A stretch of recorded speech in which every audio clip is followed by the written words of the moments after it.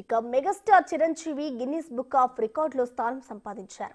కేవలం నటనతోనే కాకుండా డాన్స్లతో సాంగ్స్ కు తగ్గట్టుగా స్టెప్పులేయడంలో ఆయన సంథింగ్ స్పెషల్. ఆయన స్టెప్పులు గిన్నిస్ బుక్ లో చోటు సంపాదించాయి.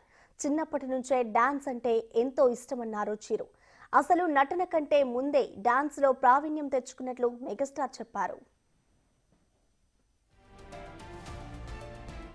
Guinness Book of World Records నేను ఊహించింది. I never expected, never dreamed about Guinness Book of World Record. Because Guinness బుక్కి మనకి ఏంటి సంబంధం అనే ఒక ఆలోచన ఏమైనా ఉంటుంది కదా సహజంగా. అలాగే నాకు అలాంటి ఆలోచన ఏమి లేదు. అలాంటిది నేను ఎదురు చూడనటువంటి ఒక గొప్ప ఆనర్ ఈ రోజున నా జీవితంలో నా ఈ సినీ ప్రస్థానం సంబంధించి తారసపడినందుకు ఆ భగవంతుడికి, దానికి కారణభూతులైన మా దర్శక నిర్మాతలకు, నా అభిమానులకు ఎప్పుడు నేను రుణపడి ఉంటాను. Thank you so much.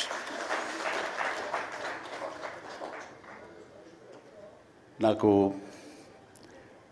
Dances మీద బహుశా నటన కంటే కూడా ముందు నుంచి కూడా డ్యాన్సెస్ మీద నాకు ఉన్నటువంటి ఇంట్రెస్ట్ ఈ రోజున ఈ అవార్డు వచ్చేలా చేసిందా అని నాకు అనిపిస్తుంటుంది. ఎందుకంటే ముందు నటనకి శ్రీకారం చుట్టే కంటే ఓనమాలు దిద్దుకునే దానికంటే నేను ఫస్ట్ డ్యాన్స్కి నేను ఓనమాలు దిద్దానేమో అనిపిస్తుంటుంది. నా చిన్నప్పుడు మా చుట్టూ ఉండే వాళ్ళని ఎంటర్టైన్ చేయడం కోసంగా ఈవినింగ్ అయ్యేసరికి అప్పట్లో ఉండే వివిధ భారతి కానీ, లేకపోతే శ్రీలంక సిలోన్, రేడియో సిలోన్ కానీ, వీటిల్లో వచ్చే కొన్ని తెలుగు పాటలకి అదే మాకు source of inspiration. I mean recording songs అవి రావడానికి. అప్పుడు గ్రామ్ ఫోన్లు కానీ, టేప్ రికార్డులు కానీ ఇవన్నీ కూడా ఉండే పరిస్థితి కాదు ఆర్థికంగా. అలాంటి వారానికి ఒకసారి రేడియోలో ఎప్పుడు పాటలు వస్తాయా అని అందరూ ఎదురు చూసేవాళ్ళు. రాగానే శంకర్బాబుని పిలవండి, డ్యాన్స్ వేస్తాడు, మనల్ని అలరిస్తాడని వాళ్ళందరూ ఉత్సాహంగా ఉంటే వాళ్ళ ఉత్సాహానికి నేను మరింత ప్రోత్సాహంగా తీసుకుని దాన్ని డ్యాన్స్లు వేస్తుండేవాడిని. అట్లాగా అవి డ్యాన్సులు అంటారా, బాడీ కదలిక అంటారా ఏమో తెలియదు, ఒక ఎనర్జీగా అవి ప్రజెంట్ చేయటం అనేది ఒక్కడే తెలుసు నాకు. 7th class, 6th class, 8th class ఆ ప్రాంతంలో. ఆ తర్వాత ఎన్సీసీలో చేరిన తర్వాత ఈవినింగ్ క్యాంప్ ఫైర్ టైంలో అందరూ ఎర్లీగా భోజనాలు కానిచ్చిన తర్వాత తిన్న 70 ప్లేట్లు మన అల్యూమినియం ప్లేట్స్, వాటిని తిరగేసి దరువులుగా డప్పులుగా వాయించుకుంటూ అప్పుడు కూడా డ్యాన్స్ చేస్తూ అందరిని ఎంటర్టైన్ చేస్తూ ఉండేవాడిని. ఆ రకంగా డ్యాన్స్ అనేది నాకు ఇష్టమైనటువంటి ఒక నా అంతర్భాగం అయిపోయింది.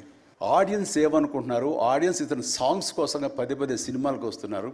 ఇలాంటి వాటితో సినిమాలు తీస్తే మనకి 4 డబ్బులు వస్తాయి కదా, కమర్షియల్గా వైబుల్గా ఉంటుందని ఉద్దేశంతో ఆయన ఆ రకంగా అప్పట్లో నా ప్రొడ్యూసర్తో అనడం, అండ్ వాళ్ళు కూడా నన్ను ఆప్ట్ చేయటం నాకు ఆ రకంగా డ్యాన్సెస్ అనేది ఒక ఎడ్జిని తీసుకొచ్చింది. ఆ తర్వాత నా నిర్మాతలు కానీ, నా ప్రొడ్యూసర్స్ కానీ, నా మ్యూజిక్ డైరెక్టర్స్ కానీ, నా కోరియోగ్రాఫర్స్ కానీ వీళ్ళు నా సాంగ్స్ అనేసరికి ప్రత్యేకమైన శ్రద్ధ పెట్టేవాళ్ళు. అంటే మ్యూజిక్ పరంగా కానీ, బీజిఎమ్స్ పరంగా కానీ ఆ సాంగ్స్ అనేవి ఖచ్చితంగా ఉండాలని. దత్తు గారితో నాకు ఎప్పుడు దెబ్బలాటాయి. ఎందుకంటే 6 సాంగ్స్ ఉండాలేమో బాస్ మనకు అనేవారైనా. లేదు 5 చాలండి, 6వ సాంగ్ ఎప్పుడు కథకి గొడవ అడ్డుపడిపోతుందంటే, లేదు బాస్ అది మీరు అనకండి, ఏ హీరో అయితే ఏమో కానీ మీరైతే మొత్తం 6 సాంగ్స్ ఉండాలి బాస్ అని ఆయన అంటాం. సో 6వ సాంగ్ని ఏ రకంగా ఒప్పించడం. అలాగే అల్లు అరవింద్ గారు లాస్ట్కి వచ్చేసరికి అత్తగిప్పుడు అమ్మాయికి 3 సాంగే సిచ్యువేషన్ లేదు అక్కడ. అలాంటి చోట ఒక డబ్బు మీద ఒక సాంగ్ను ఆయన క్రియేట్ చేసుకుని అప్పుడు డైరెక్టర్ గారితో కోదండరామరెడ్డి గారు వీళ్ళందరూ కలిపి అనుకుని అత్తగిప్పుడు అమ్మాయికి మొగుళ్ళు ఒక సాంగ్ను బలవంతంగా పెట్టాడు అక్కడ. ఆ టైంకి అది బలవంతంగా ఉంటుంది, కథ డిస్టర్బెన్స్ ఉంటుంది, కానీ సాంగ్స్ ఒక ఎడ్జి తీసుకుంటాయి. సాంగ్స్కి స్పెషల్ ఆడియన్స్ ఉన్నారు. ఆ ఆడియన్స్ సాంగ్స్ మళ్ళీ రిపీట్ చేసేవాళ్ళు. అప్పట్లో ప్రొజెక్టర్ ఆఫ్ చేసి మళ్ళీ రీప్లే చేసేవాళ్ళు. ఆ రకంగా సాంగ్స్ యొక్క ప్రత్యేకత నా జీవితంలో, నా సినీ కెరీర్లో, నా యొక్క విజయ పరంపరలో అది ఒక అంతర్భాగం అయిపోయింది. ఆ రకంగా సాంగ్స్ అనేది ఏదో సరదాగా హాబీగా చిన్నప్పుడు మొదలుపెట్టింది.